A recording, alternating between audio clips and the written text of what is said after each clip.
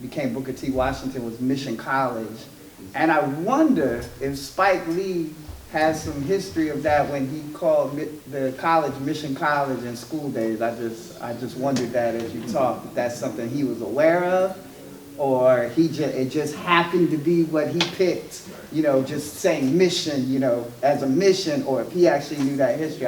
I'd like to pick his brain and ask if he actually knew that, because I did not know that till you spoke on that, so that was pretty good. I appreciate that. I'll look into that. Yeah, because it just hit me. I was like, wow, Mission College, that's exactly, I was like, wow, I didn't even know that history, and you know, he's, you know, pretty well-learned man himself, so I don't doubt he may have known that, so that would be interesting to know. I also thought about something else you were talking about, and then Brother Qareeb talked about, you know, your appearance and stuff like that, so that's important because this community, in its first stance in the nation and growing, it was really about how you presented yourself and you know, how important that was. And I don't know if any of you know, especially brothers, when you walk in here, if you're looking a certain way, Brother Waleed will let you know that, and he will ask you, not so kindly, to either put a thong on or turn around and find something better to wear. So that's something that has stayed with this community, and I think has been important, because I think, from my understanding, what Elijah Muhammad was talking, that was also the internal self-pride, right? Like you present yourself in a certain way with your head up and your shoulders back, right?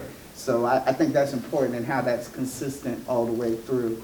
The other thing is, you know, we're talking to the brother in Africa with Google and everything.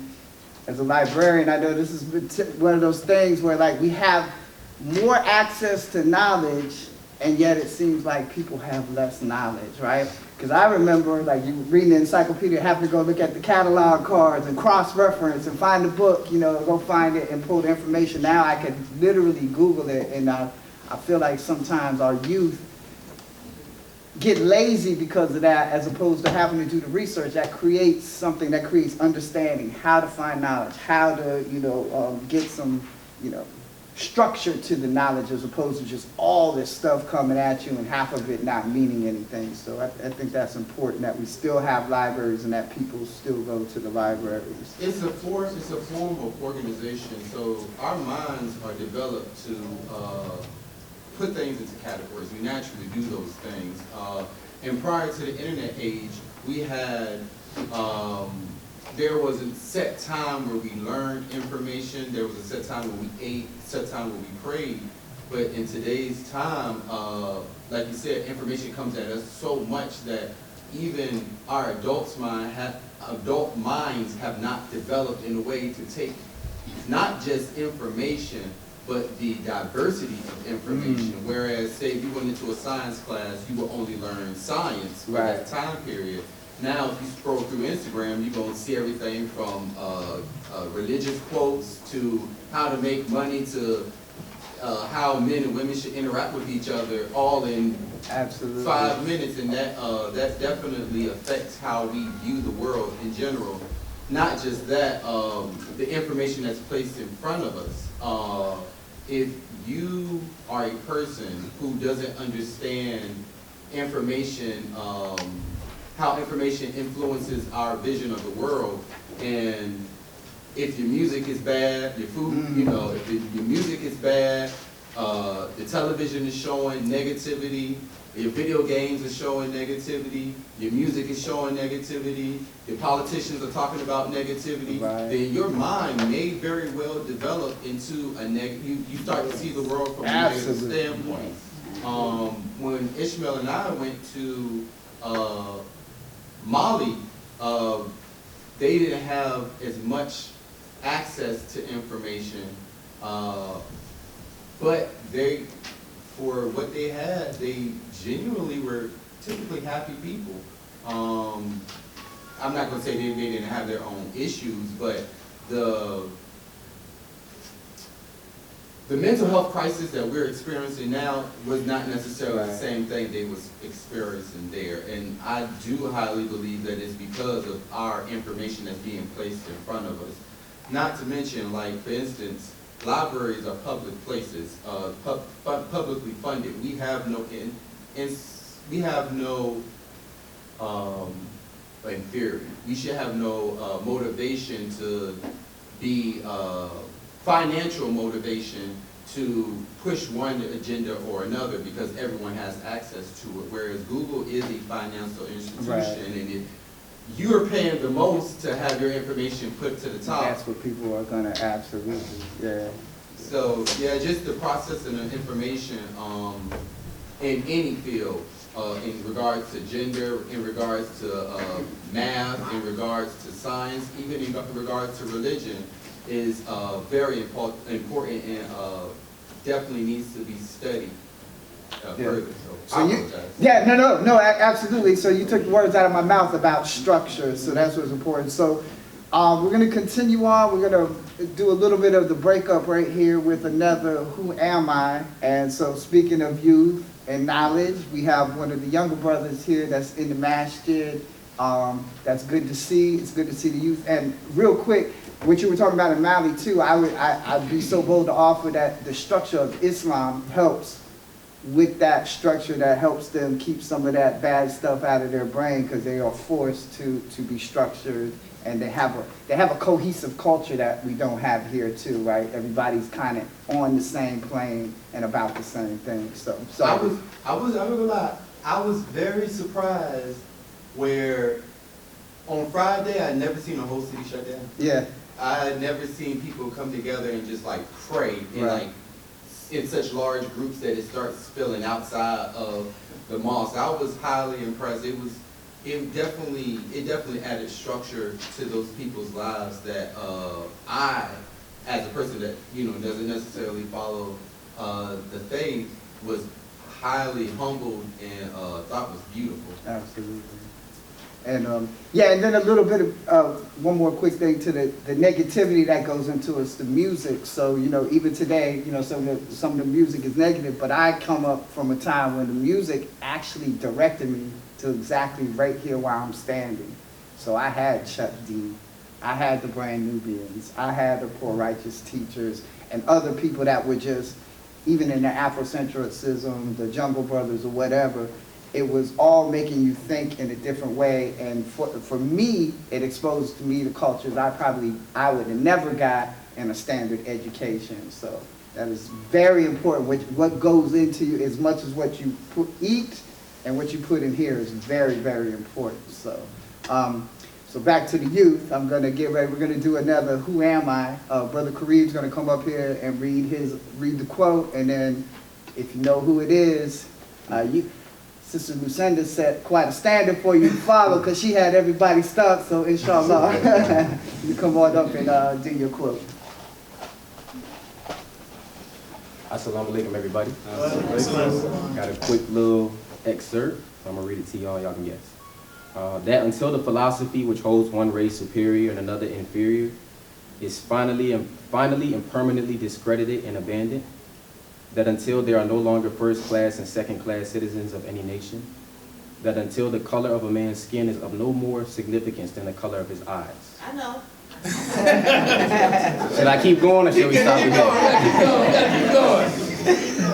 That until the basic human rights are equally guaranteed to all without regard to race, that until the day the dream of a lasting peace and world citizenship and the rule of international morality will remain but a fleeting illusion to be pursued but never attained, and until the ignoble and unhappy regimes that hold our brothers in Angola, in Mozambique, I might have butchered that, and in South Africa in subhuman bondage have been toppled and destroyed, until bigotry and prejudice and malicious inhuman self-interest have been replaced by understanding and tolerance and goodwill, until all Africans stand and speak as free beings equal in the eyes of all men as they are in the eyes of heaven, until the day that the African continent will not know peace.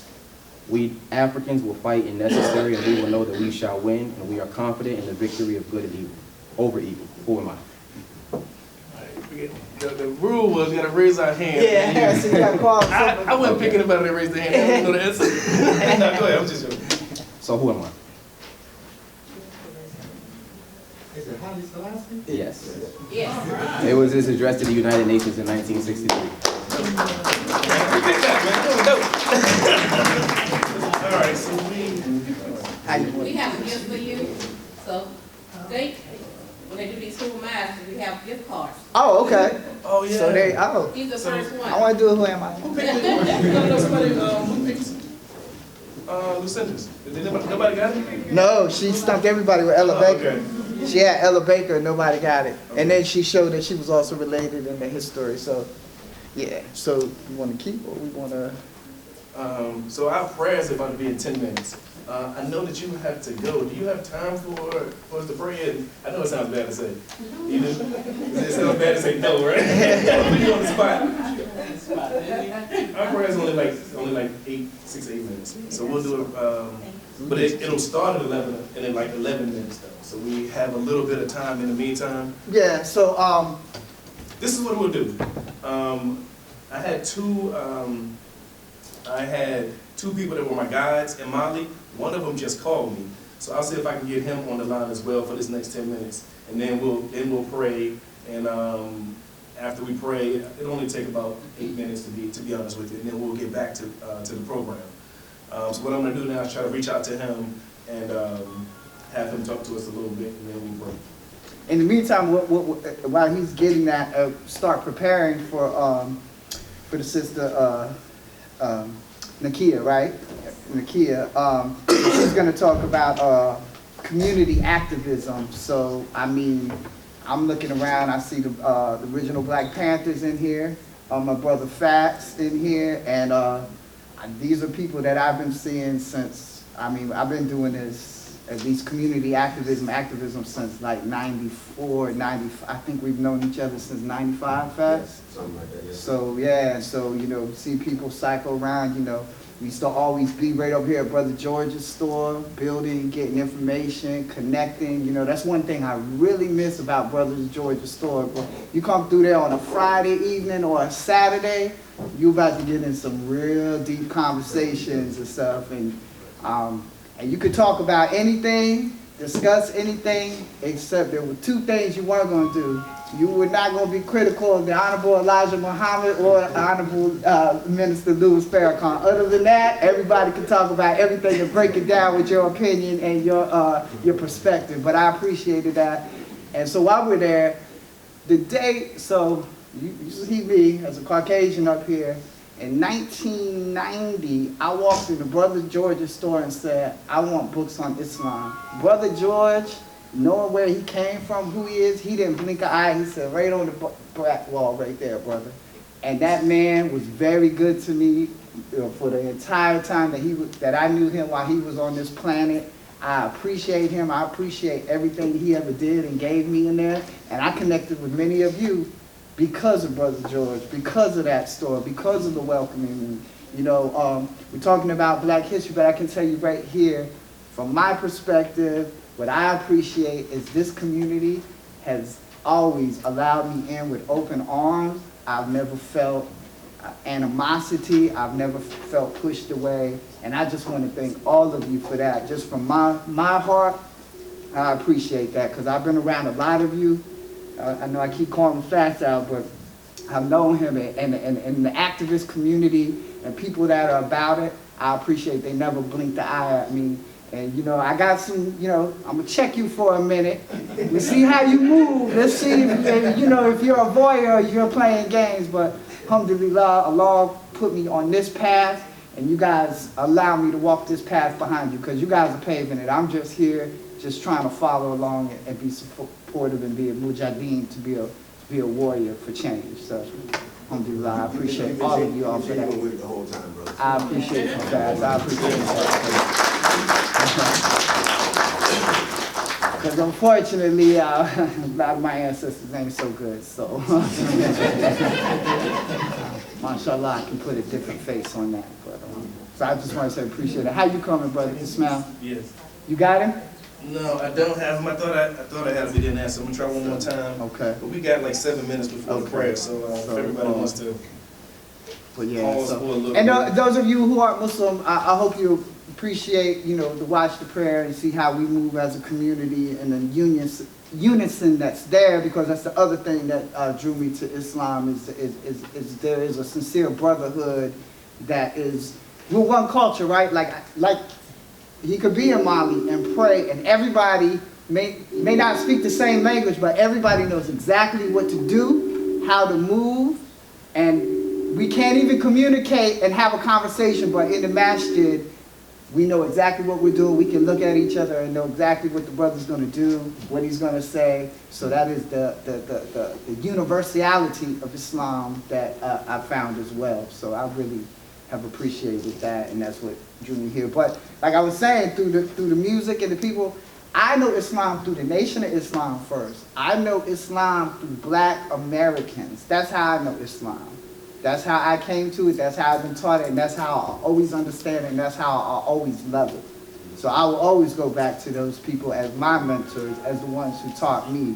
So, you know, whatever problems we have in the bigger world, those brothers are the ones that taught me, and they will always be my heroes, from Malcolm to you know, everybody that's involved, Imam, Siraj and Brooklyn, everybody. And even to Brother Ismail, still teaching me to this day, making me lead salats when I'm very nervous about my Arabic. I don't make him do anything. Well, if you gonna lead salat, brother, isn't making you. I guess that was a choice, huh? No, I tease. I appreciate we had like 5 minutes, and I couldn't get the brother. Maybe if we had somebody that wanted to do. You want to do another? Who am I? Anybody got one? I'll do mine because it's quick. Okay, all right then. Sister Lee's gonna come up here and do her. Who am I? Because everybody's going to know who I am. Okay. Assalamualaikum. I am Aline Sophia Ashanti, daughter of Nina Sharifa Muhammad, daughter of, oh my God, Loris Gaines. My mom was a Muslim, alhamdulillah. She lived to be 97 years old. And she was a warrior, she was a fighter. So I come from a strong lineage of strong women. My grandmother had 17 children that she birthed. Yeah, my mother was raised in the Deep South, but she converted to Islam when my brother, which is he's only 5 years older than me, but he was introduced to the Nation of Islam. And my mother seen the change in him. Not that he was a bad child, but his aura changed. And she said, it must be something to that Islam. And she joined it. And I was a minor, so I had to follow her at the time. And I stuck with Islam because it was right in my soul. Because I was one of those kind of children. Always had a cross on my neck. Always went to Sunday school, even if I wasn't made to. And I always believed in God. So when I was introduced to Islam, it just felt good in my heart. And here I am today. So alhamdulillah, I have a nephew that's a Muslim. My children were raised Muslim. They still a work in progress as adults. And then my brother and his family are Muslims. So alhamdulillah for that, which means praise be to God. Okay, so I am going to do a quote, and I know all of y'all are going to know who it is. Okay. How can I have a boy while no man has touched me? I have not been unchaste. Who am I? Yeah, you're supposed to get a raise your hand. First hand went up with the sister. Sister, right, yeah. What's your name, sister? Me? Yeah. I'm Sister Ayana. Ayana. Yes. Tell us who I am. It's Prophet Miriam. Yes, ma'am. Miriam is Jesus' mother, which is Mary, and Miriam is Arabic from Mary, okay? So I told you y'all was going to guess that one quick. All right, y'all. So we got a few minutes real quick. Assalamu alaikum. So I got a brother on really quickly. My brother, how are you? I'm doing well. Alhamdulillah. How are you? So this is Djibril. This is the other brother that walked us around, toured us around in Seguin, Janae, Sibi, Bamako. So if you could give us a word of advice, give us some good words today. So far, so good. So far, so good always. So what you got? Where are you today? Today I'm very good. America. Ivory Coast. No, the